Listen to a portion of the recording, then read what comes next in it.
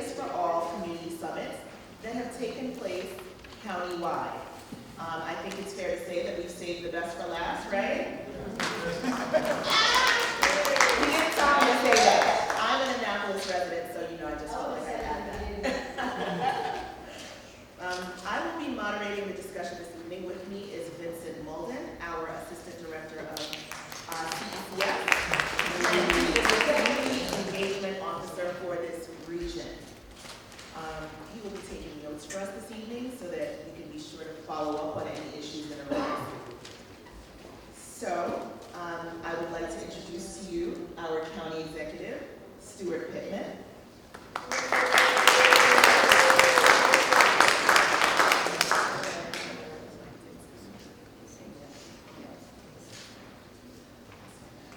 With us this evening we have Arundel from the Annapolis City Council. We'd also like to recognize Lisa Radian from the County Council. So tonight we'll be mainly discussing issues around education, the environment and health, and public safety. After an opening statement by County Executive Pittman, we will spend about 20 minutes discussing each topic. We're going to have a community member introduce each segment, followed by brief remarks from County Executive Pittman. Then those who have comments or questions on each topic will be invited to make a statement. I ask that you keep your remarks to 1 minute and on topic. The County Executive will respond as appropriate. If you have a comment that does not fall within our 3 main segments, please hold it to the end. You will be provided an opportunity to ask. We've allotted some time for those comments. County Executive Pittman will make closing remarks at the end and will stay around for some time afterward to have one-on-one conversations with those of you who want to further discuss issues, challenges, or ideas with him. Okay. With us this evening, we also have some of our department heads. So I will just introduce you and ask you to give the people a wave. We have Captain Michael Ashburn from the Police Department. We have Stephen Kazigler from OPD. Mark Wiedemeyer from Inspection and Permit. Patrick Hughes, also from Planning and Zoning. Marsha Briley from Detention. Oh, thank you. Pam Jordan, our Deputy CAO for Health and Human Services. Chris Phipps, our Director of DPW. And we have Kay Bogus Brown, our Chief of Staff.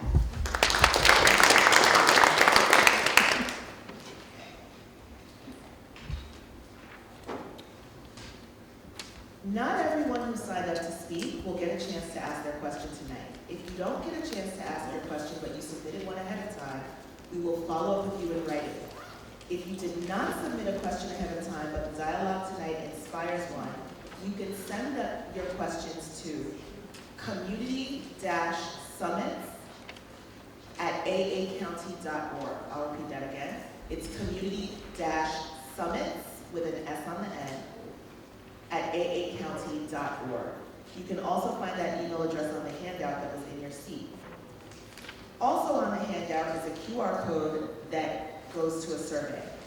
We ask that you fill out the form about tonight's event to tell us how we can improve and what other topics you might like addressed. These are the types of suggestions that we're looking for. So if you could take a moment to fill that out at the end of the evening, we'd really appreciate it. So now, I have the pleasure of introducing to you Stuart Pittman.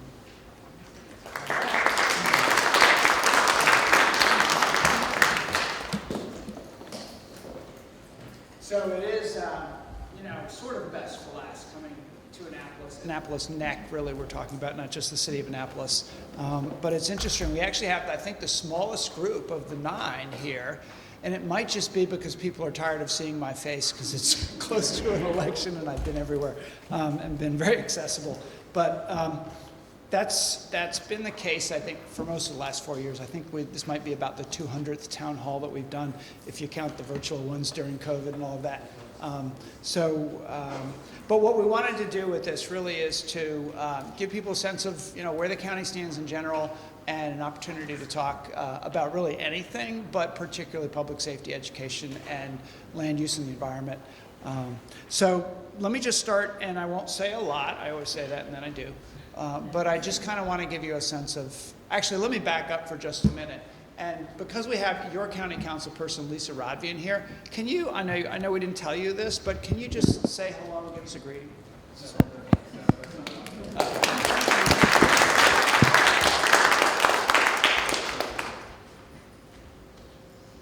Thank you, Stuart, for giving me the opportunity to introduce myself. I actually know a lot of folks in the room, so I'm glad to see so many folks in the community here. I'm Lisa Rodvian, if you don't know me, and I'm your District 6 councilwoman. And if you ever need to reach me, if you just search up Anne Arundel County Council, you can get my email address, but it's also really easy. It's just my name, lisa.rodvian@aacounty.org. And if you ever need anything, I'll try to hook you up with the right person. Thank you for being here tonight. Lisa's been she's currently the chair of the council, although they just had their last meeting before the election, so there'll be a new council, and we certainly hope to see Lisa back. She's been an amazing ally.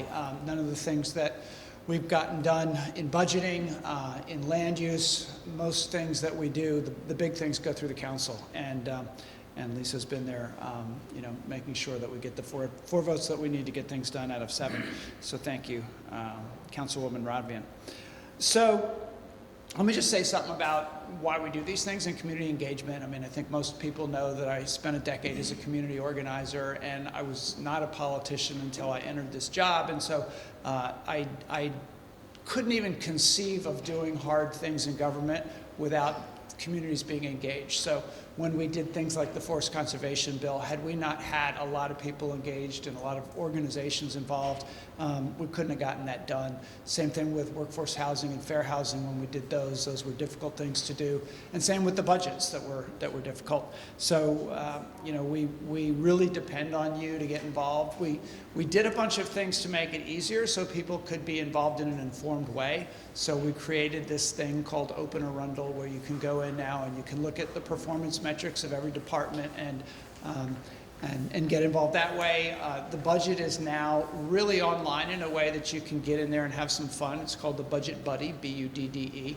You go to the budget website, aacounty.org/budget, and you can find it. It's right there at the top. And then, of course, we've done budget town halls throughout every year in every district. We've done 29 budget town halls now. We did one in Spanish this last year to make number 29. And then we bolstered the community engagement and constituent service team. We actually added the words community engagement to constituent service, and they not only are out at community meetings all the time and taking incoming calls about complaints and concerns that people have, but they're really making things like this happen too. So creating the forums for people to get engaged. So Vincent and the team are critical to your role with county government. So we have these tools that you can use, like the 311 and See-Click-Fix, where you can take a specific problem, you can take a picture of it, you send it in, it goes into a system, and then it gets farmed out to the department that can handle it and fix it. And we monitor how quickly they address those and how successful that is. But some of the complicated stuff needs to come to the county executive's office. And so Vincent and his team meet with me every week, and we go through stuff that is might require legislation, or it might require, a couple of different departments, or a decision that really does need to come from the top. And so those things get handled through the CECS team. I want to say something about just overall finances for the county, because when you ask us to do things, sometimes they cost money. In fact, usually they cost money. People are always asking us to do things that cost money, and even outside the budget cycle. the county is in actually better fiscal condition than it's ever been in the past. So we had a rough year, that second year of our administration when COVID hit. The people who project what our revenues were going to be right before the budget said we were going to be about $60 million short. And that was the year where, our folks didn't get raises. We tightened the belt. We didn't do a lot of these supplemental budget requests, the new things, new services that the departments bring to us each year. But we had a good year the year before that. We knew the first year we really, in this county, had to catch up. That the county had grown in population, and the demand on services had grown. If you were in the fire department, the number of especially emergency management, emergency medical calls had gone through the roof. In the police department, the numbers of calls had increased, and really everywhere services were in need of increasing. And then infrastructure, we had this humongous backlog in school construction, in work on our roads, partly because the state had cut back their funding, in public safety infrastructure, in parks, everywhere.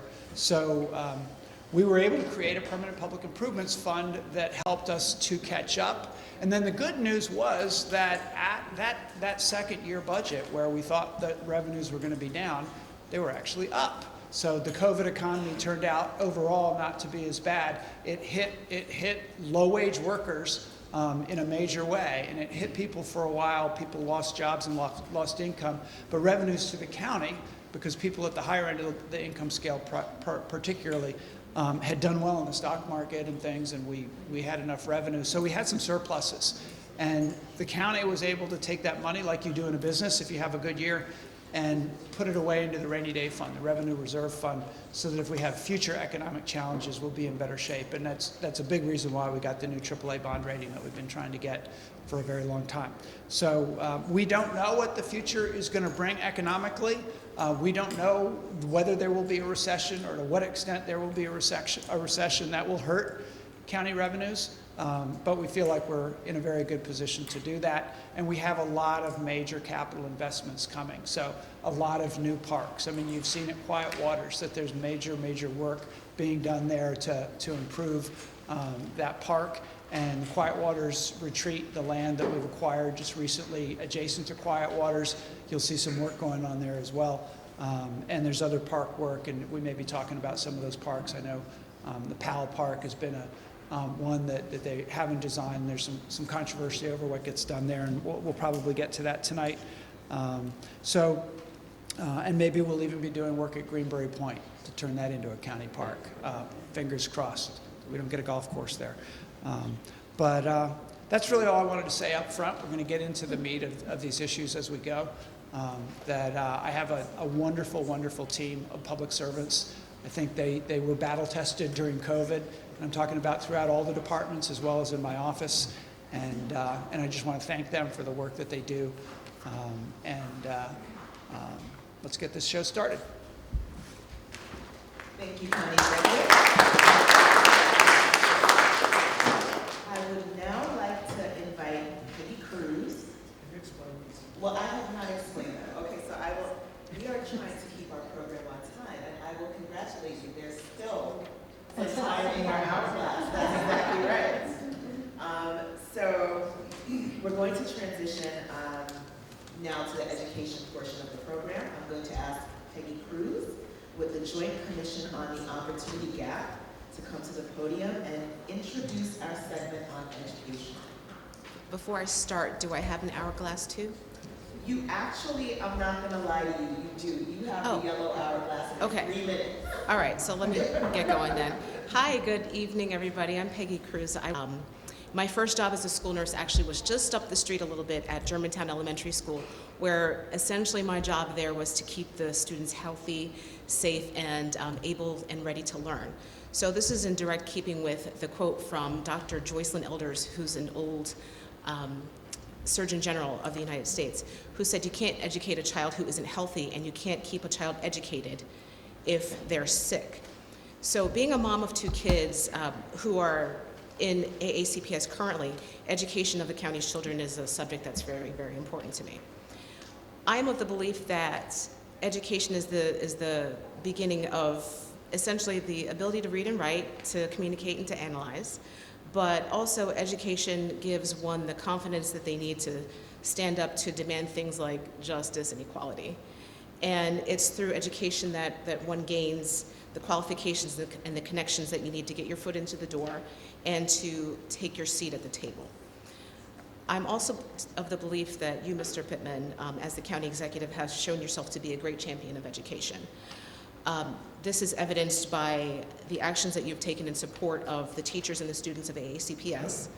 I know that the county does not control the policy level decision making that in AACPS schools, but I know that you do play an important role when it comes to partnering with the school system and providing funding.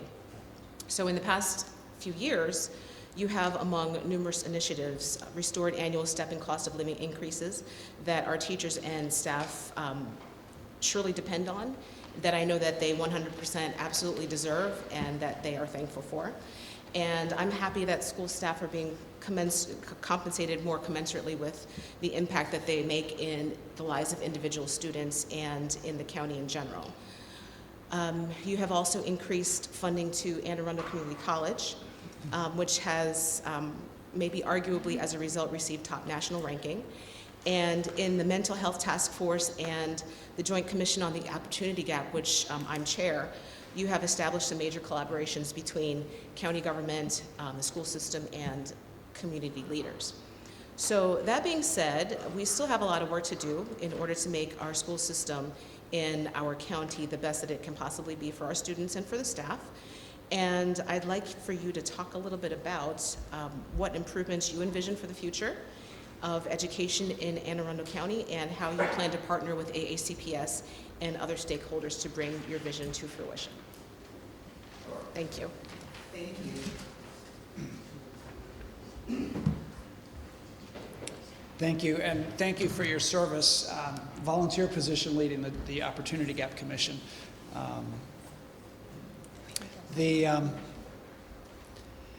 Yeah, I'm actually pretty optimistic, and I think if you're in education right now, it may seem difficult to be optimistic. You know, the challenges are that kids came out of COVID and being at home. The younger kids really having never been socialized in school when they came into first grade, kindergarten, even second grade in some cases where they hadn't been in school much, and behavioral issues were worse than ever. But high school as well. My sister teaches at Annapolis High School, and the addiction to the devices. Having been in classes where they were on screen but wouldn't show their faces, it was a tough year or two. But the reason that I'm optimistic is that, yeah, we did some things in this county to catch up with back steps and help with morale and make major investments, 500 new teachers and all of that. But there's this thing called the Blueprint for Maryland that the state has passed. And there was some question about whether the state could afford it. It was called, people criticized it, and the governor actually vetoed it. And then the veto was overridden because they said it was going to be too expensive. It was going to be the tax increase plan. But then the state had this big surplus. So of course we can afford it. We can afford more than it. And we believe that the state side of it is affordable in the coming years.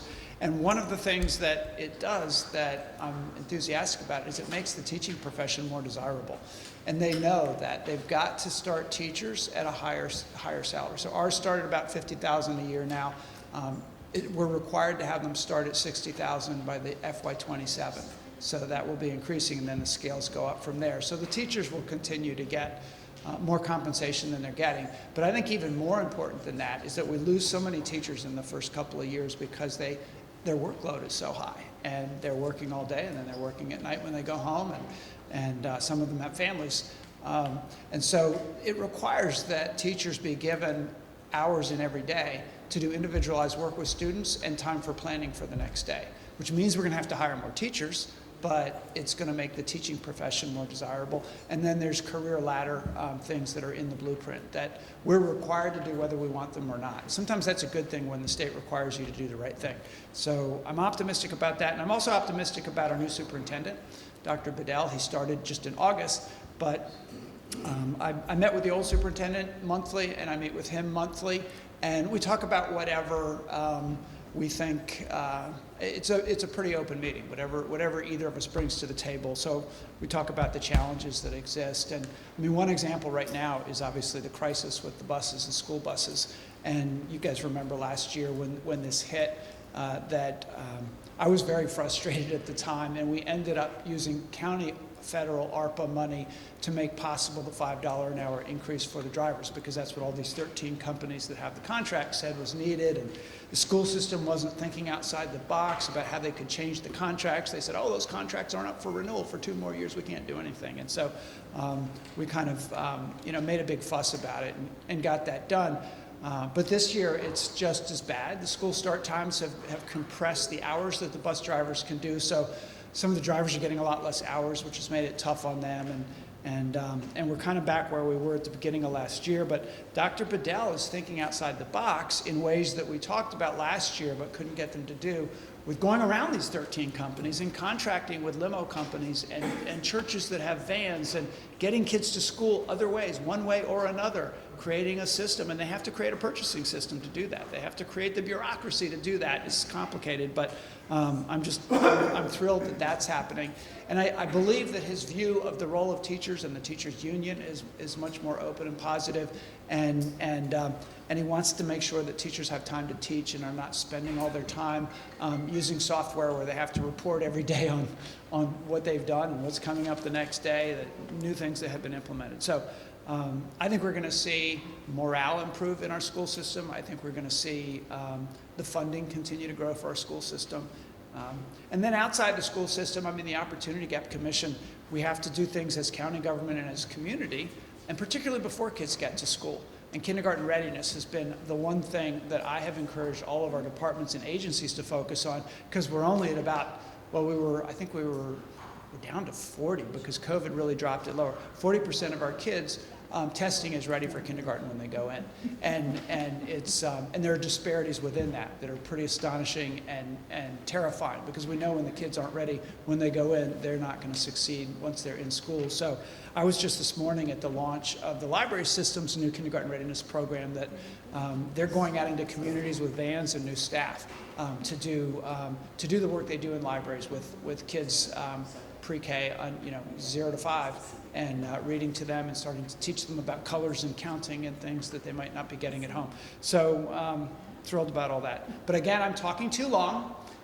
So these are some of the things that we're going to continue to push and to pursue. But I do think that we're going to making progress throughout Maryland, and particularly in our county, in the next 3, 4, 5 years. So we have questions, right? Thank you. Yes. Interestingly, no one signed up to speak or to ask questions about education. At this point, we will take questions from the floor about education, if there are any. Does anyone wish to ask a question about education? Or just a comment is fine, too. Just a comment. Go ahead. In the back. Woman in the back in orange. Good evening, everybody. My name is Renee Beasley. I am the Community School Program Manager over at Phoenix Academy, which is right up the street here.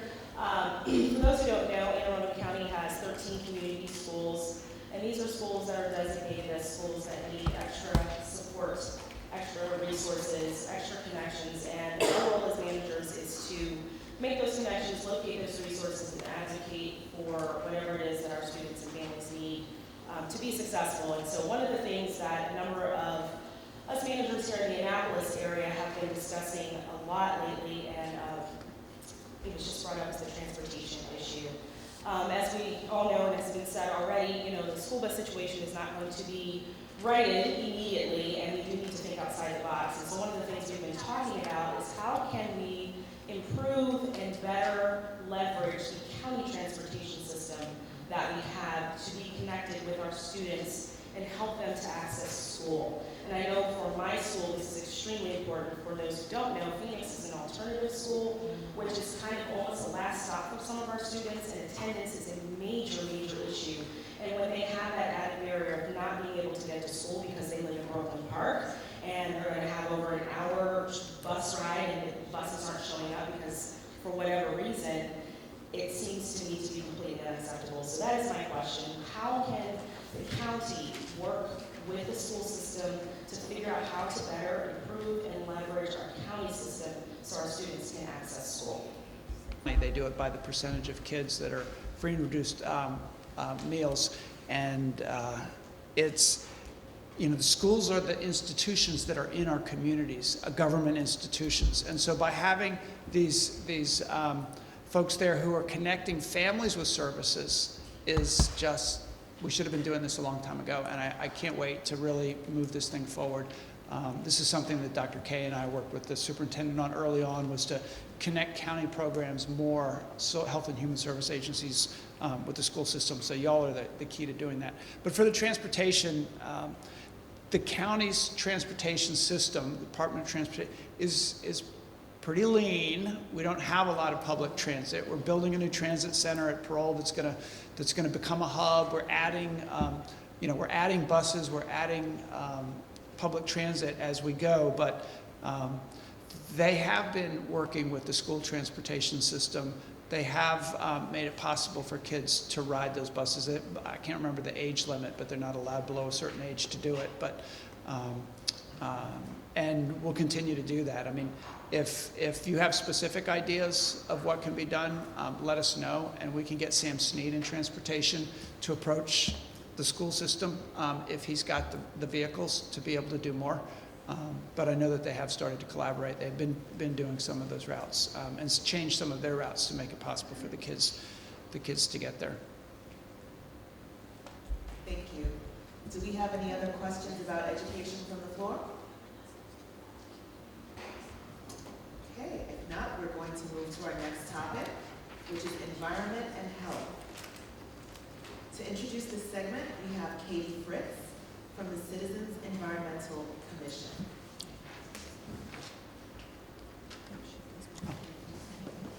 Thank you.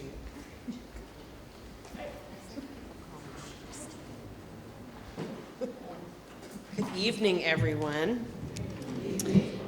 It's wonderful to see you all here. I'm just coming from Pennsylvania myself, so I just got here. I'm sorry to miss the first segment. So I have the honor of introducing the Environment and Health segment. I'd like to introduce myself first. My name is Kate Fritz. I have the honor of serving as the chair of the Citizens Environmental Commission, which was a commission that was formed on Earth Day 3 or 4 years ago at this point. It's a group of citizens that have come together focusing on the environment in Anne Arundel County. It was a recommendation out of the transition team report that we provided to the Pittman administration when they stepped in, and I was excited to see that it was a recommendation that was picked up. We are representatives of the different watersheds of Anne Arundel County, so a very diverse set of perspectives. Not everybody has an environmental background, but has a passion for the work. So our charter as an environmental commission is to recommend actions to protect the county's environmental resources, promote clean, renewable energy solutions, and defend our shorelines and communities from rising sea levels. It's a big challenge, but something that we take very seriously in our work. I really think of the Environmental Commission as giving the citizens of Anne Arundel County a voice when it comes to environmental opinions and policies and practices. We work on everything from local land use to pesticide usage on public property to specific community challenges, environmental justice challenges, etc. I am introducing this session this evening because this is something that's really important to me. Personally, as an Anne Arundel County resident, we have so much to lose in Anne Arundel County in the face of climate change and what is happening to our shorelines, our rising sea levels, our increased flooding, which is challenging our transportation and infrastructure systems across the county. And so this topic is very important and critical to Anne Arundel County. We have an incredible set of natural resources here, and we stand to lose a lot if we do not take action in the face of what is challenging us. With over 500 miles of shoreline, we have the most shoreline of any county in Maryland, and so we are really at ground zero for some of the challenges. We know that the Pittman administration has made a lot of progress on environmental issues over the past couple of years. I just want to highlight a couple of them. The recent forest conservation bill, which I guess is not that recent anymore, helped slow the loss of forests to sprawl development. It was the strongest county bill in the state until others have also followed our path as a county. The county has funded the expansion of the Watershed Stewards Academy. I don't know if anyone's familiar with them, but a really great grassroots academy that's helping train residents and citizens of our county to do work in their neighborhoods, to green our spaces. The administration is also committed to creating the Replant Arundel program, which is helping put more trees back in the ground in urban areas and suburban areas across the county. And then, excitingly, and kind of falling in line with other natural resource initiatives across the country, the idea of protecting 30% of the county by 2030. The administration has helped acquire land adjacent to Bacon Ridge Natural Area and the Quiet Waters Park and other lands in the pipeline to help continue to conserve the land that we need for the future. So with that in mind, I'm going to transition us here. So while we've made progress on environmental issues, myself and my neighbors would like to hear your thoughts on what still needs to be done. What is your vision for the direction the county needs to take in order to protect our environment? Before the county executive responds to that call, we just want to acknowledge Senator Sarah Alfred, who's joined us, and Alderman Dewan Gay. The county executive will now speak on the environment. And health. So I could ask Dewan and Senator Elfreth to come up and answer this as well, but I'll just do it. They can ask a question, but great allies, along with Lisa Rodbian. So part of what we have to do is to continue the things that we started to do 4 years ago. And one of the things that we started to do was enforce the laws that are on the books and make sure that we're not allowing what they used to do in this county, which was to ignore environmental features when they put in their subdivision applications. So I remember there was a stop work order on something on the Mayo Peninsula when I came in, that they literally had clear cut all the trees to build the subdivision, and then they noticed that there were wetlands there because there were these humongous puddles. And well, MDE knew about it, but somehow they hadn't put it in their development application, so there was a stop work order on that. And so when we came in, Matt Johnston was hired as our environmental policy director, a new position, and he staffed the Environmental Commission. One of the things he did was work with inspections and permits and plan and zoning to do green notices, blue notices, to make sure that we were recognizing the environmental features and not just doing modifications to get around them, just to get to yes quickly on these, but to say there will be no environmental modifications unless they can compensate for whatever change they make in a way that's overall positive, net positive for the environment. The stormwater strike teams at inspections and permit, the stormwater strike team that is, I think, now fully staffed. Close, one more position coming. Okay, that's been important. I mean, you've seen here on the peninsula a number of situations where the water coming off of not just construction sites, but even sites that are already built that are supposed to have stormwater plans that work, that is brown and it is going into the water. And so these strike teams go off-site as well as just on-site to see whether the erosion is happening and the runoff is clean or dirty. So that's going to be very helpful to continue with. You know,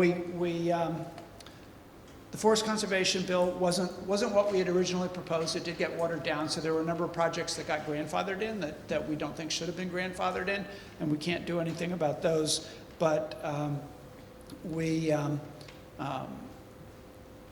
can do a better job on the green space that we have. And you heard Kate mention the Green Infrastructure Master Plan. It's not only to preserve and protect 30% of our land mass, but it's to take areas of our county that are already developed and green them. So plant new trees in urban areas and create, pocket parks and things where people can actually enjoy some nature, even in an urban environment.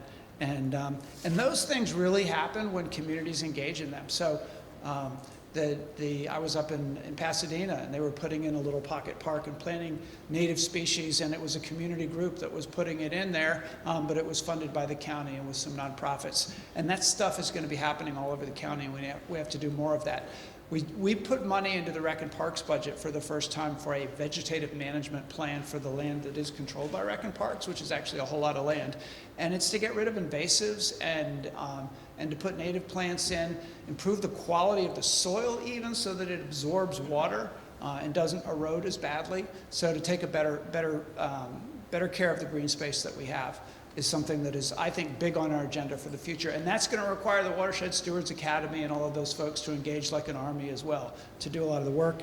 And then we do have the new Resilience Authority that is going to be doing projects. And this is a way to get them off of the county taxpayer budget and finance them in creative ways. We're going to be at the top of the heap for federal money because we were one of the first to do this. And City Dock is the first big, most visible project, but you're going to see others in the county in low-lying areas in particular funded through the Resilience Authority. And that's also going to help with the runoff, the erosion and the sediment that goes into the bay. So the great news is that we have an engaged population that really cares about the environment, cares about the bay. And so we'll continue to do all these things. Thank you, Mr. County Executive. So it's time now to hear from our attendees about this topic. Please stand when I call your name, and a staff member is going to give you a microphone. I ask again that you keep your remarks to 1 minute and on the topic of the environment or health. Our first person from the audience is Elise Johnson. Elise Johnson? Are you here? Yeah. Oh, okay. Just a moment. Someone's coming to you with a microphone.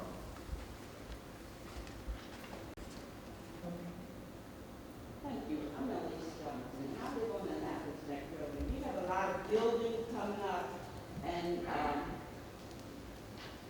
I was wondering what will the water be like? Our water's not good down that area. So I'm requesting that as builders, you're taking up all the trees. Even the little fox don't have a home. So therefore, I wonder what are the plans for protecting the water that's there and also for the environment as far as the trees and whatnot. What are they going to do? Are you talking about the water, like the streams in the bay, or are you talking about the groundwater underneath? I'm talking about the groundwater. The water that streams from the bay, yeah. So are you on well water? Is that? I'm on well water, but a lot of, we're to be transferred to city water. You are going to be transferred to city water? Yeah. Okay. And is there a specific development project that you're talking about where they're taking the trees down? Yeah. What is it? Parkside Preserve. Parkside Preserve. Okay. It's in the city. Yeah. So. How would that affect that? So if it were in the county, I would ask Steve Kazigler to stand up and tell you about it, but it's in the city. So, and this is, I should have said this in the beginning, that because we have people who live inside the city limits and outside the city limits that live in this section of the county, there are some services that are done by the city, in the city, that the county doesn't do. So plan and zoning, that does all the permitting for development, is a city function if it's in the city. So I don't know the answer to that. I do know that the city has a very strong forest conservation law. In fact, it's stronger than the counties, I believe. So I don't know. Does anybody else in this room know the situation with this with the trees on this property? I can- Yeah, Councilwoman Rodvian. Actually, I'm hoping maybe some of our elder folk know some answers, but I've been following this a little bit because it does have an impact on the county in that it's right next to Quiet Waters Park, and so there has been, from the construction site, there has been a fair amount of runoff from the construction site into one of the streams that feeds into Harness Creek, that then feeds into the South River. A group of community individuals and some activists and some environmentalists and some folks with, actually Eric Michelson from our Bureau of Watershed.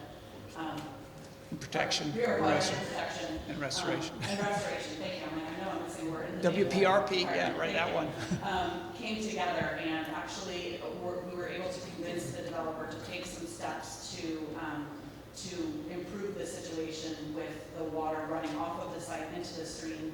And my most recent reports from the ranger, who checks out all the streams all the time, is that it's now, the stream is now clean, and the runoff from the construction site that was bringing dirt has stopped.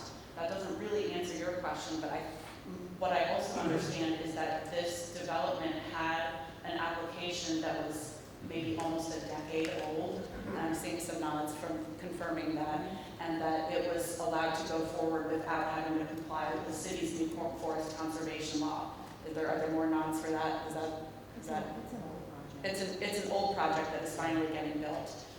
So this might be a good target for the county to say, hey, we need some retreeing here, because obviously, the county supports the city efforts as well. But I don't know the details of what the project, what they have in store, but it's certainly something I'm keeping an eye on, and I will continue to keep an eye on for our area. And I hope that's helpful. And it looks like Rhonda's got some. Yeah, information Rhonda too. probably had, yeah. Thank you. I just want to add one thing, Ms. Elise. She is in Ward 7, which is Alderman Savage's ward, and he keeps up with that on a daily basis. So I'm going to get him to give her a call. Okay. Good. Thank you to Yeah. everyone who responded to that question. Our next. But, people often ask the question is, how does the county agencies interact with the city agencies? And that was a situation where Matt Johnson was out there and he got in touch with the city. We had to be careful not to try to beat up on the city. We got to get along. So he did play a mediating role in that one to get them to address some of the off-site damage that was being done, because the city wasn't looking off-site into the county for the damage that was being done in the county that was ending up in the water. So, but these applications that come from a long time ago that are already in the pipeline, you put in the new forest conservation and it doesn't apply. So we end up still losing those trees. The other thing I want to mention is that for stormwater, and we need to get this way for erosion and sediment control as well, that Senator Elfreth put in a bill that passed to update the requirements so that it's good enough to handle the kind of rain we have now, not the kind of rain we used to have 10 years ago. Is that an accurate description? 30 years ago. Or 30 years ago. Okay, we were still, dealing with the kind of, okay. That's going to require the state to strengthen the regulations to handle heavier rains with the plans they do for stormwater. Thank you. Our next question is from Linda Newton. Linda Newton, and Mike is coming to you. There you go. Hello, I'm representing Highland Beach, and we have a citizens association that recently put together, or is in the process of putting together a plan for moving forward with erosion control and flood management, because they're both big issues coming not only from the bay, but sit in the middle of two creeks. And I just wondered if you could point me in the right direction in terms of the county agencies or coalitions that we should be talking to make sure that we're knowledgeable about everything that is available to us in terms of resources, as well as funding to get this project off the ground.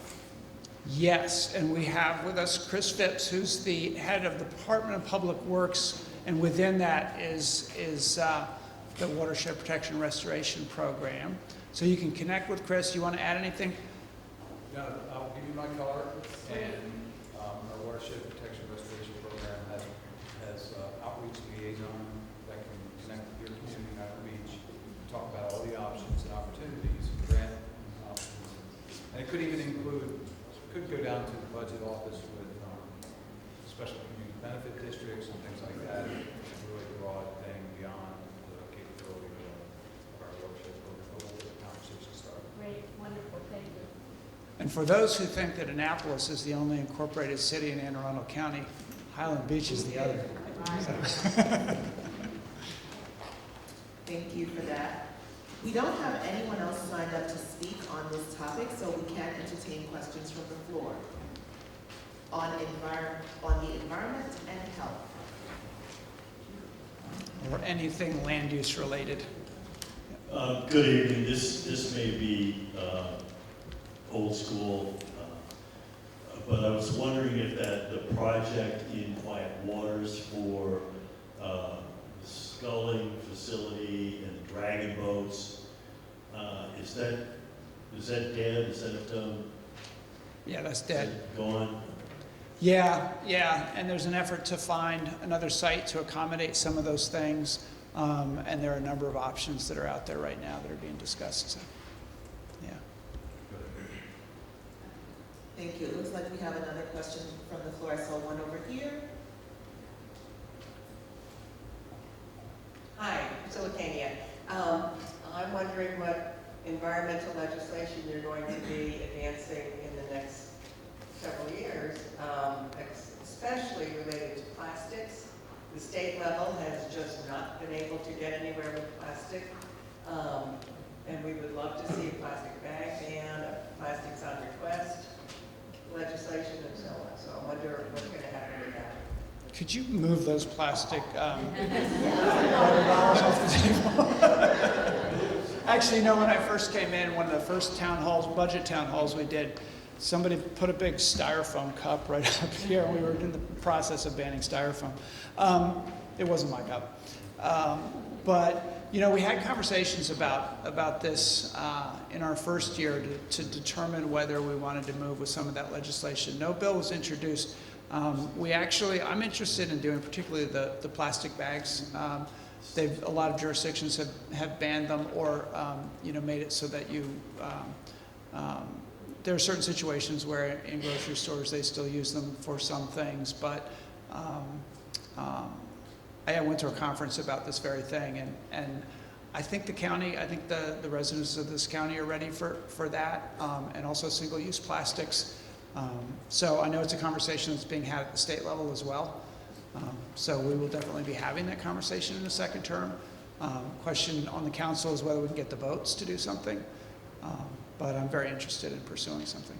And are there any other environmental pieces you're going to be really pushing next time? I know what we're going to do on land use is that our whole code for development applications is kind of a mishmash of council bills over the years. And the poor people at Plan and Zoning who do the reviews are tearing their hair out trying to make sense of it. And it's one of the reasons that the process is so cumbersome and it takes so long to get approvals. Whether you're doing a deck on your house or whether you're doing a subdivision. And so we're going to bring in outside help and take a good look and compare us to other jurisdictions.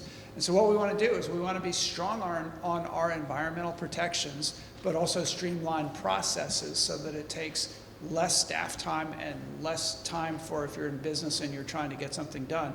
We want to do the good development.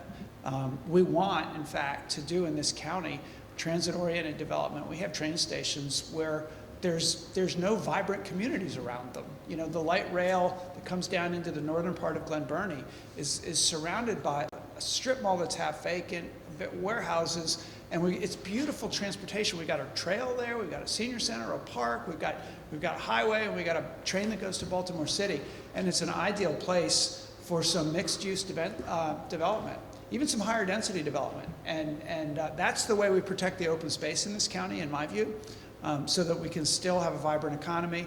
we can do some housing that's actually affordable for our workforce, and not just do sprawl development in the county. So let me piggyback on that one, because another question I have is about the use of the mall here. The big unused, underutilized mall. And it seems like that's just a perfect opportunity for mixed-use housing. You know, if we could put in some dense housing there, the bus drivers could afford to live here. I mean, you could take the Sears store and turn it into apartments or condominiums. I mean, there's lots of things. I know the county doesn't own it, but can that be zoned that way? Can they be influenced? So, you know, the challenge is school capacity. One of the challenges is school capacity. And depending on the kind of housing that's done, if it's producing a lot of kids that go to school, then we have to have schools for those kids to go to. So there is a work group looking at how we calculate what produces kids and how we do school capacity. And there will be redistricting because we have a bunch of new schools being built, the Old Mill Cluster. And so the school board is planning to do redistricting. So instead of having over 10,000 empty seats, Steve Kaisigler's nodding his head here, instead of having over 10,000 empty seats and building schools all over the place for, you know, hundreds of millions of dollars, we can get brave about redistricting in our county and get smart about how we do school capacity, and then make it possible to do development in the places that we want it. And you're right. In fact, I know that the people who own the mall, you know, I think it's for sale, but you know, it's still a pretty vibrant mall compared to some. Have long-term ideas about doing that, and the fact that we're putting a transit center right in there means it makes more sense. And the tenants there are, I'm getting way off into the weeds here, but there's cool stuff happening there. This is still land use, baby. Empty. Oh, it's been empty for a long time. No, but there are tenants there that are, you know, we have a library branch in the mall now. They've opened up. There's a theater company going in there. There's actually an ice skating rink going in there. That's the Navy Youth, you know, hockey group. There's a dance group in there now. So it's becoming almost like a community center, vibrant place. But you're right that having some housing mixed in is what keeps those businesses alive. So that's smart growth, yeah, in my view. And it's also environmental protection. We're still talking about the environment. Yes, so thank you for that, and thank you for your question. We have time for one more. I did see a woman in the aisle. Yes. Hi, my name is Jennifer McGowan, and I was curious about the situation with the oil spill from Bates Metal into Spa Creek. It's a fairly well-known situation, and I know there's been mitigation for at least 4 to 5 years, but mitigation is not really a solving of the situation. And I was just curious if there's going to be something eventually. I happen to live on Spa Creek, and so I know that whenever it rains heavily, there is oil on the surface of the water. And so it is an ongoing situation. My other concern is access to Spa Creek by residents of primarily Eastport. I know a lot of people who live in Eastport are their ancestors actually built the city of Annapolis, and so I just feel that they have a right to have access, you know, to the water. And I hope that is something that will be pursued very strongly in the future. So, Thank you. So, on the second part of the public water access there, you know, I hate to sort of say, go talk to the city, but I have to say, you know, go talk to the city on those specific sites. And I know that there's a battle over that with the developer, and it really is the city at this point there.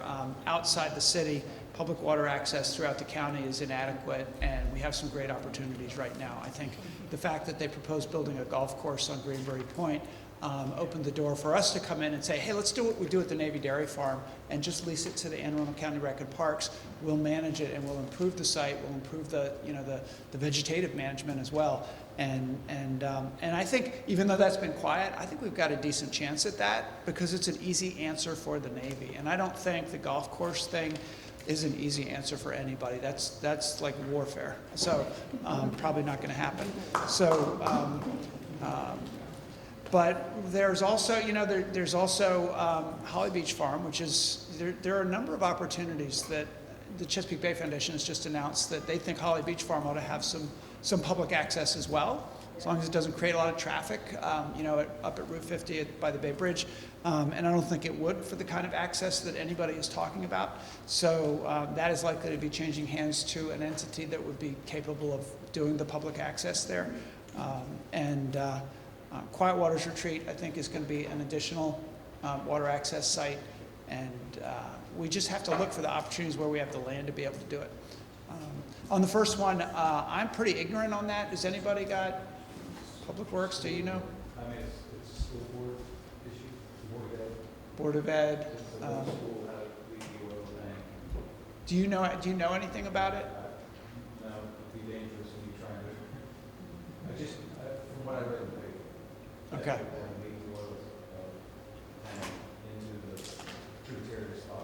And you're actually seeing oil when it rains coming off of that site? Because I was not aware of that. That is news to me, so I will definitely take that back and do some research. And if we have to push some buttons over at the school board, we will. I can email you and we can actually walk down the path at the end spot and I can show you. Okay. No, I'd like to do that. Let's do it after the election. Okay. Busy time right now. Yeah. Thank you for that. Unfortunately, I did see that there were some people who had an interest in asking questions or making comments on that topic. If we have time at the end, we'll come back to you. So we're going to move to public safety. At this time, I'd like to invite Mark Apter of the Human Relations Commission to the podium to introduce this segment. Commissioner Apter. Hi. Hello.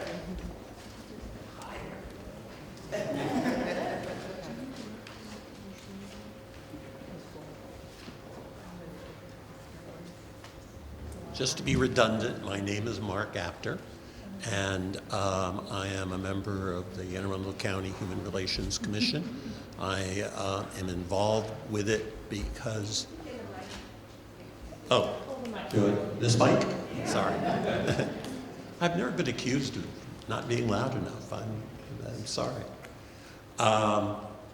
In any event, I've been involved with civil rights for most of my life. As a kid, I attended the March on Washington, the I Have a Dream March in 1963, and did the public relations, having a PR firm, for the 20th anniversary and the 30th anniversary of that march.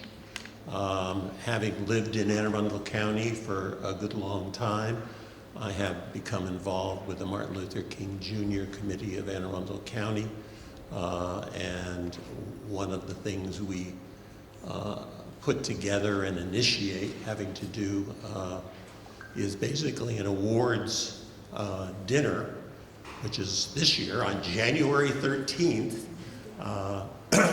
in Glen Burnie, and that awards dinner will have as a keynote speaker Benny Thompson, who is the gentleman who is the chair of the January 6th committee. So I'm sure that a lot of you would like to attend that just because that'll be pretty interesting, particularly by then, depending on what happens in the midterm elections coming up. In any event, I'm involved and interested in public safety because of my interest in civil rights and human rights, and a lot of minorities in Anne Arundel County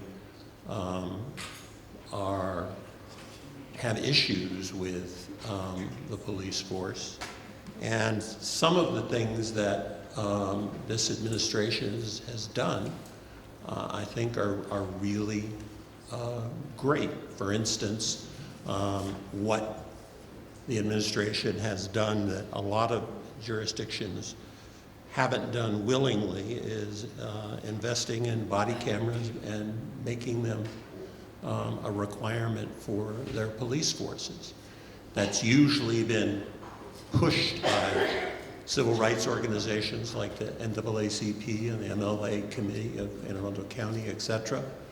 And it's usually, there is resistance on the part of government and the police force. And Mr. Pittman has taken the initiative of funding it and helping get it passed.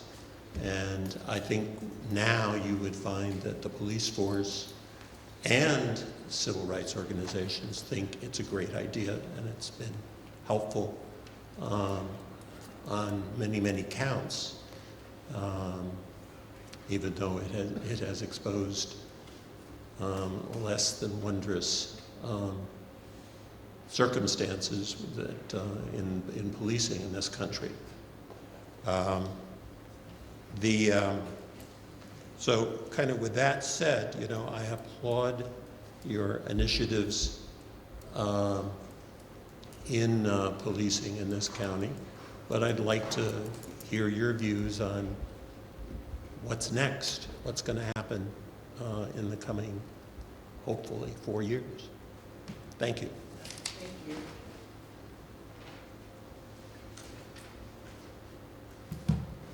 Thank you, Mark, for all your service over the years. How old were you when you went to that march? 34. I was a teenager. I was a young Teenager. Wow. Love to hear the story sometime. Yeah, the body-worn camera program was the right thing to do. And I think, you know, I came in and I talked about it the first year in the first budget, and, you know, there was some reluctance to fund it. And so we didn't put it in the budget because I just didn't think the votes would be there. But then the second year, there was hundreds and hundreds of letters from high school kids, mostly, organized by the NAACP Youth Chapter.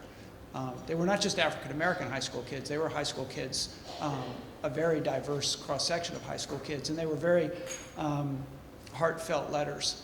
And those letters were so effective that before we could even get it into the budget, the 3 Republicans on the council put out a letter saying they support body-worn cameras. And so we celebrated that, and we got the other 4, and we all did it together, and we did it right. I mean, we did a program using the best technology, and it was embraced by the police officers. And a lot of officers tell me that what they do is they'll watch these videos after an incident that they've been involved in, whatever kind of an interaction with the community, and they'll use them as training tools, and it's kind of neat.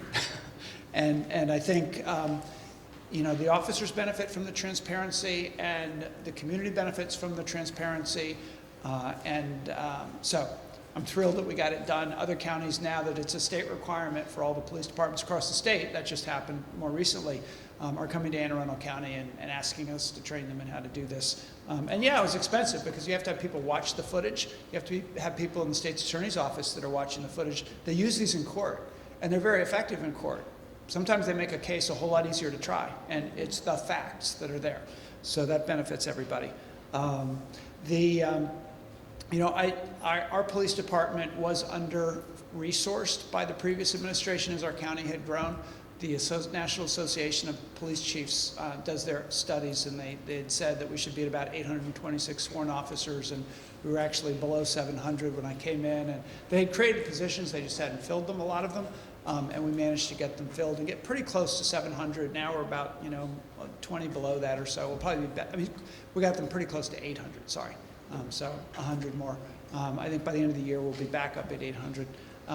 More importantly, though, from 18 to 21, all categories of serious crime dropped. All categories of crime, in fact, dropped by 10% or more over that 3-year period. and in Anne Arundel County, the Anne Arundel County Police Department stats. Now, the city of Annapolis has their own police department, and they've done well as well compared to the rest of the region. They've had some years with high homicide numbers. This year has been better in the city of Annapolis. But you've heard a lot of debates about the stats coming, my opponent and me in the election, and we're not talking about the election here, but there are a lot of ways to look at the numbers. But the bottom line is that compared to the rest of the region and the state, we've done well. And I credit that partly to the good work of the police department and the detectives that work in the police department, but I also credit it to the health and human service agencies and the work that they've done, because there are all kinds of things that determine whether there are high crime rates. And we created a gun violence intervention team. It's modeled after our opioid intervention team.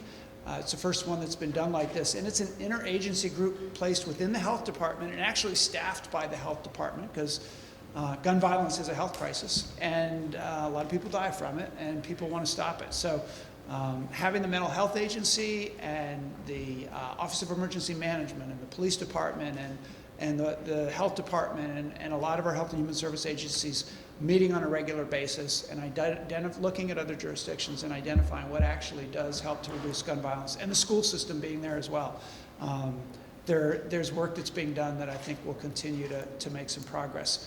So we have to continue that. In terms of building trust between the police department, you should be giving this speech, not me, but in terms of building trust between the police department and residents, there was this thing passed by the state called the Police Accountability Act, and one of the things in it was a requirement that every jurisdiction have a police accountability board.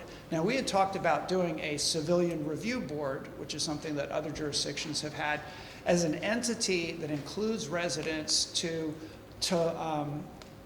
create some more transparency and community engagement, which is what we try to do in every department of county government, particularly around situations where the public or somebody from the public has filed a complaint against an officer, so that people know that that's being handled in a professional way. So the state has made the sort of created the framework for doing these.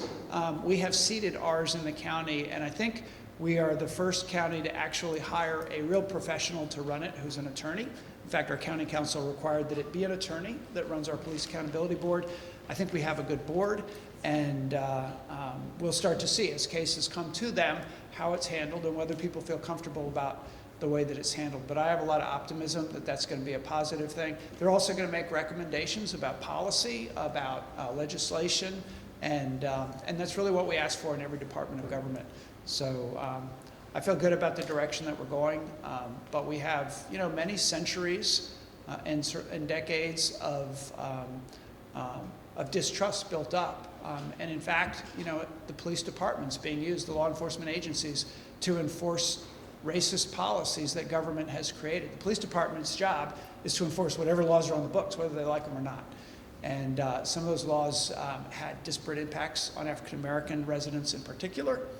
Some of the drug laws, and so there's work to be done to build that trust. We have a fantastic police chief, Amal Awad, and I think she and her command staff are doing a great job, and we're going to make progress. Thank you, County Executive Pittman. So we will now hear from our attendees on this topic. We do have one person signed up for a question or comment. I ask you to please just stand when I call your name, and a staff member will give you a microphone. I have Judy Bedensic. Great, and a mic is coming down the aisle towards you. I wrote no notes because I'm afraid of that timer. I've been talking for a long time, so I'm going to read this. But, as you know, I am a small business owner. I own a marketing agency in Eastport, and as such, I suffer from a very incurable disease called chronic volunteerism. So my question comes from my position as the vice chair of the Annapolis Police Foundation. I've read quite a bit of social media comments, and even as recently as the event in Eastport, there are a lot of folks that are looking or think we should merge the Arundel County Police Force with my incredible police department here in the city. But Chief Jackson and the department continue to work hard to evolve and fine-tune the community policing model that will best serve the 8 wards of the city. We do have three wards that right now are really struggling, and that is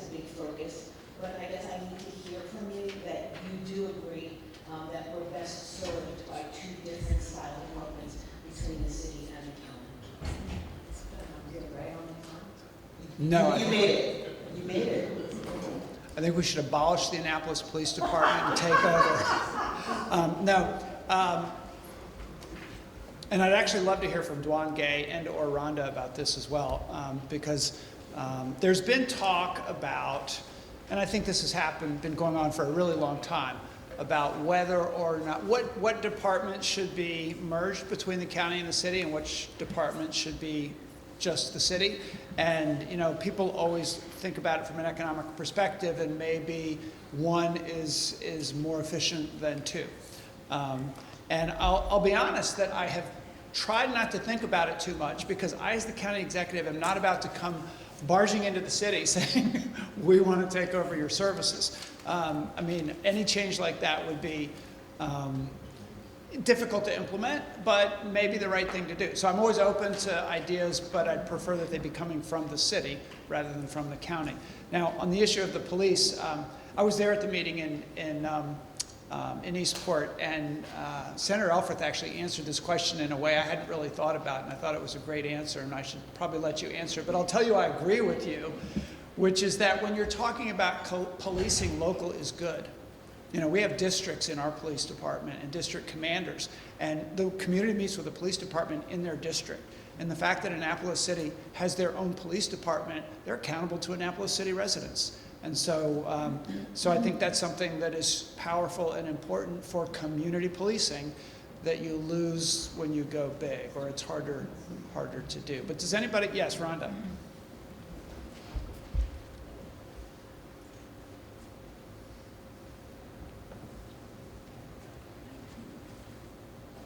Yes, I am the public safety chair for the Annapolis City Council, and I work very closely with the police, fire, and the Office of Emergency Management. And what I will say about our Annapolis Police Department, as well as our fire department, our police department is CALEA accredited. We have a Class 1 fire department, which means there were a lot of hoops and ladders that we had to go through in order to become one, and we're very proud of that. And so for us, you have to have a certain response time, certain things have to be done, and so we've had that accreditation and that for Class 1 designation for several years now. And we believe that we work very closely with the county police department when it comes to a lot of different issues. And so we're very much in promotion of our own. Now, if you would like to really see a little bit more about our police department, tomorrow night we're having our promotional exercises for our police at the Bush Library on West Street. And I think that starts at 6 o'clock, so everybody here is invited to come. And so you can see firsthand the great police department that we have. We work wonderfully well with our county. And one side note I want to mention to all of you, my family's been here since the Civil War, and I've been here all my life as well, not since the Civil War. I'm well preserved. But anyway, I've seen a lot of administrations, and what I will say is that our county executive as well as our mayor work extremely well together. And anytime you have overlapping and conjoined residents, that's extremely important. We may not have all the answers for the county. The county folks may not have all the answers for the city, but rest assured, we find out the answers and we do extremely well in getting the answers and getting the problem solved. So that's really important, and it hasn't always necessarily been that way or been this good, but I'm really proud of what we have done with our county and with our city as a combined force, because we do amazing things together. And we have our state delegation with Senator Elfreth, we have our county councilwoman, Ms. Robian, and so we all work extremely well together, and I'm very proud to be a part of the Annapolis City Council. Thank you so much.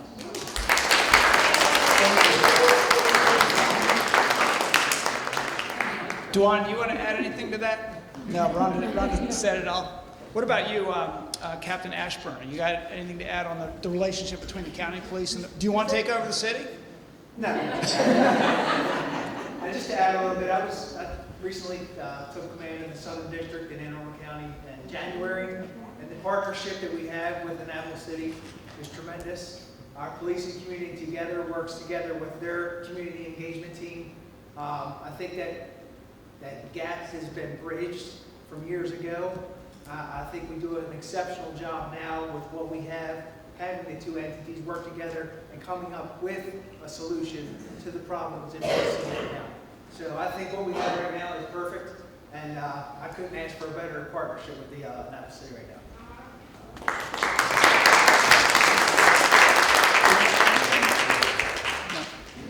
Sorry that was a long answer, Asha, but I shared it with other people. I know you've given up on those towns. That was important, though. It was important. Thank you for that. And thanks to all of you who responded to that question. Is there anyone else? We do have a couple more minutes where we could take questions from the floor about specifically public safety. We do have one hand in the third row here. Thank you. Thank you. My question is as it relates to the correctional institutes that are in the county, and just maybe any plans to really move into the 21st century, particularly as it relates to some of the prohibitive services for low-income families. There's still costs for calling, visitation concerns as it relates to education that's provided and centered. Any plans that the county has to offer services that would prevent individuals that are incarcerated from returning. And I know particularly in my ward there's higher retention rates, or recidivism rates, as it relates to the correctional facilities. So just any plans to offer services that would alleviate some of the crime that we have in our communities. Yeah, I'm glad you asked that. Yeah, I'm gonna let you talk, Marcia. Yeah, okay. Let me start. So we're lucky we have Marcia here from detention who does reentry, but this is something that in the very beginning, the first year, I asked a group of people to come up with some proposals for the county to expand our reentry services. And if there's ever a time where we need it, it's now. We've got every business in the county saying they need more workforce. And so anything we can do to get people into the workforce is good for the businesses, and it's obviously good for the people and good for the community when they make a smooth transition. And we funded the Turnaround Thursday. That had a little bit of a false start, and it's coming soon. Marcia can maybe talk about that as well. But yeah, talk about what we're doing, Marcia. Okay, that's a big question. But yes, I'm Marcia Briley, and I'm with Detention Services. I was with the police department, the county. We have all been having conversations on where we feel like reentry needs to land, and that's how I landed in Detention Services. What we are doing is trying to bridge the gap with taking the bureaucracy out of individuals that's coming out of incarceration, getting access to services. So what do we say? We say reentry starts at the time of incarceration. So that's what we're doing. We're doing evidence-based practices. We are aligning our practices with the state and the justice reform initiatives that's going on in the state. Are you familiar with that? I'm going to just listen to what you. Oh, you just listening? Oh, okay. Like I said, we're aligning our practices with like programming. We're bringing in more programming. If cognitive behavioral programming, mental health services, peer support. We're really looking at bringing in a reentry hub. I know I'm saying a lot because it is a lot. But we are going to just connect the dots because we have all the pieces. So that's my role, is to connect the dots with workforce development, with mental health services, peer support. We'll have them on site. People will be able to get their driving school. We're talking about virtual driving school prior to individuals coming out of incarceration. Getting access to SNAP benefits prior to, because right now, people have to be released in order to get access. However, there's nothing wrong with starting that application process prior to. So once again, like the county exec said, you know, things cost money, but, you know, we're getting it right because actually, and I used to be the director of reentry services for all the state prisons. So Anne Arundel County, I have to say, are being very forward in their process when it comes to reentry. I will say that much, and because I've had a bird's eye view of all the counties in the state, and thanks to county executive and his team, they are really looking at where the pieces fit and what's the best option, you know, for it to be the best place for all, really. I mean, it's not a cliche statement. It really is. I'm happy they brought me here. So that's that's one thing. And I'm trained in cognitive behavioral stuff, victim awareness.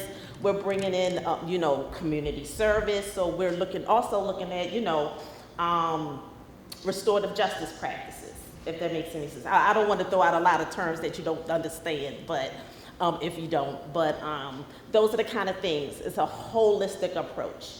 And we're working closely with the city and the police. It's like the police, everybody has a role. And we're just making sure that everyone is staying in their lane, because that's important too. Everyone needs to stay in their lane, do what they need to do, but work together in unison. Did that make any sense? But what I can tell you is that you're going to see some things in our next budget, some positions. We're going to have housed in detention, the core of it, and then we're going to have the community-based program with Community Action Agency involved in that. There's a new system that we're putting together that's going to be in this budget, and we've been kind of dancing around this thing for the last 3 years, trying to get it right with a lot of different initiatives that haven't always been coordinated. So we could use some help though in putting it together if you're interested in one. Yeah. Good. Rhonda wants somebody. Yes. Not to be a state, Marcia. The city of Annapolis has our reentry program as well, and it's been going on for a little over 2 years. Chief Jackson brought that program to us. Our first class officer, Rob Horn, had been in the jails and the correctional facilities for years in Baltimore City. So we're also doing that. And one other thing I want to mention, in our police department, we're doing a lot of creative things.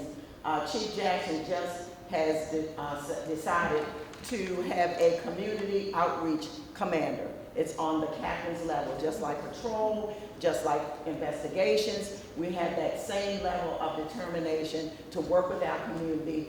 Captain Amy Miguez has been assigned as the commander for that. So that is huge. That shows that we, in the city of Annapolis, really do recognize and respect our relationships with our residents, businesses, and visitors. Thank you.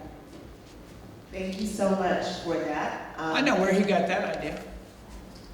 Now, Howard. She didn't hear me, that's okay. We're competing to have the best police department. Okay. All right. Do you have a question about public safety, sir? I do. Okay. Go ahead. Is there one more? Yeah. Stand. Okay, yeah. Thank you. Good evening, my name is Stan Womack. I'm CEO of Annapolis All-Stars, a youth sports organization. We're based in the city of Annapolis, but we deal with children throughout Annapolis and Arundel County. My question is related to diversity. Diversity in the county and city police force, and also in training.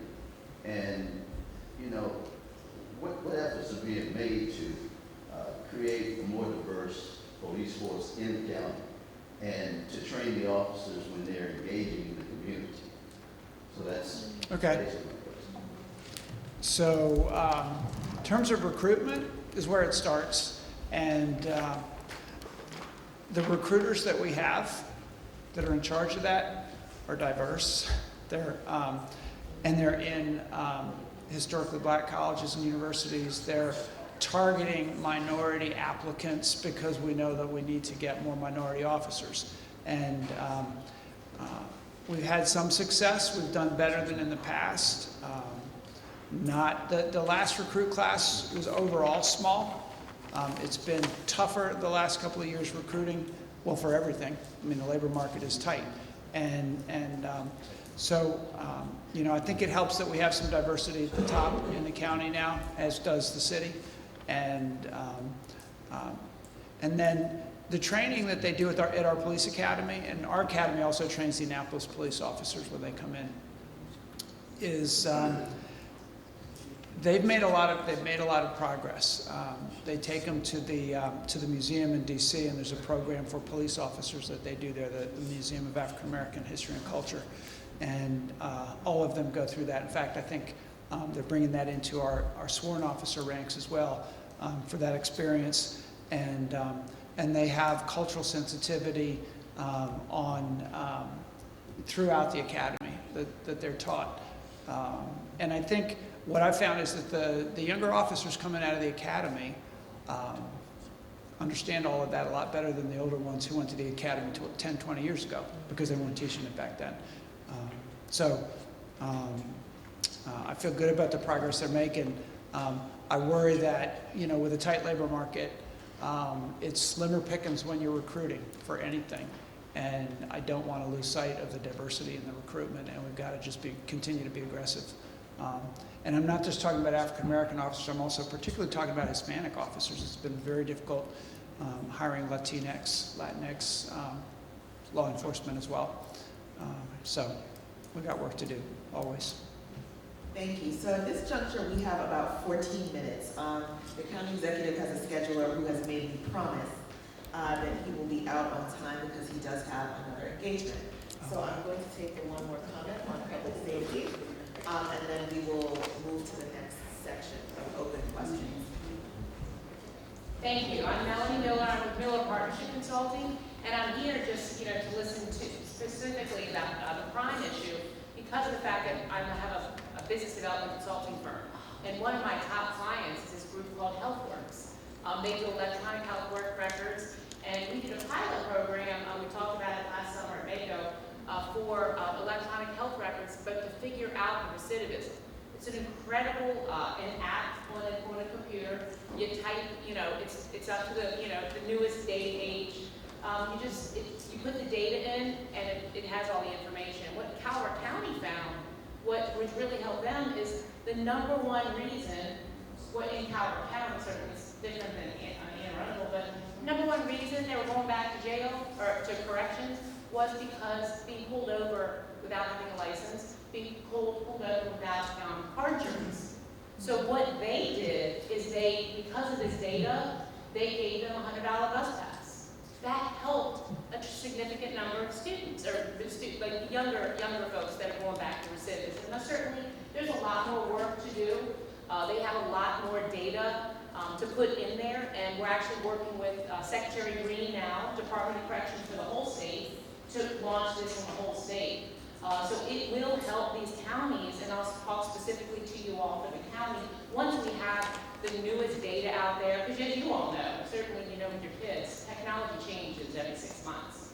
So we just try to keep using the data, figuring out, the electronic health records. Why do they go back, pregnant in jail? Little things like that, but you will be able to touch a button to go into more detail. Certainly not the name and the privacy information, but you really will be able to see. Oh, so if the veterans. So we had a meeting with Secretary of Veterans Affairs, George Owens. He has no idea how many veterans are in jail. Wouldn't you think we would know, but we don't have that information. So that's a data set that we can use, but also we can use for Anne Arundel County for more funding for federal Veterans Affairs. So these are ideas, but I just tell you, the state's doing some great things. Each of these counties, and I know County Executive Pittman's in all these meetings. I think, are you leader of Mako next year? I'm not. Okay, but it's the county executive ball was last year, but they talk as well together. So there's a lot of good things going on. So I'll talk to you certainly about your corrections. And I live at the Annapolis Town Center, so I'm right in the center of the hubbub. Thank you. Thank you so much for that. Okay, we have two people who signed up for open questions. Those are questions that are not related to any of the topics that we've already presented. I am going to call your names. I'll ask you to stand and to limit your remarks just to 1 minute, please, in the interest of time. The first person on our list is Takara Bridges. You sure? Okay, all right, thank you. No, I meant Takara Bridges. yielded her time. Thank you so much. And the second person is Naya Curtis.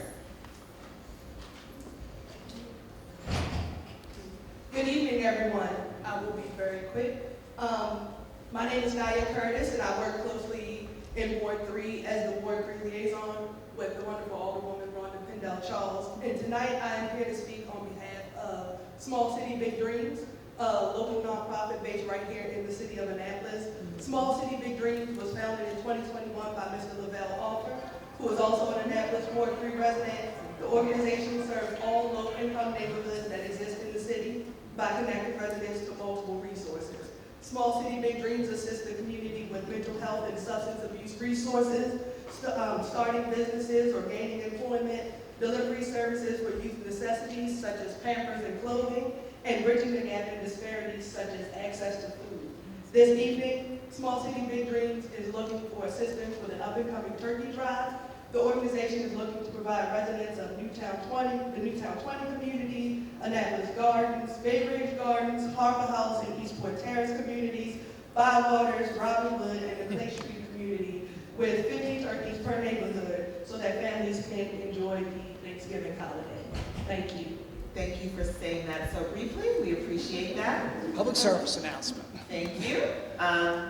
And so at this juncture, we are going to close for the evening to allow the county executive to speak to maybe one or two of you who might have some questions. He'll only have 10 minutes for that. But I'd like to thank everyone who attended this evening for the excellent dialogue. County executive, do you have any closing remarks? No, just thank you for being here. Thank you for engaging. And I will stick around for a little bit. Believe it or not, there's a candidate forum tonight in Pasadena, so I got to head out of here in about 10 minutes. So. Thank you, everyone. And please don't forget to complete your survey. Have a great evening.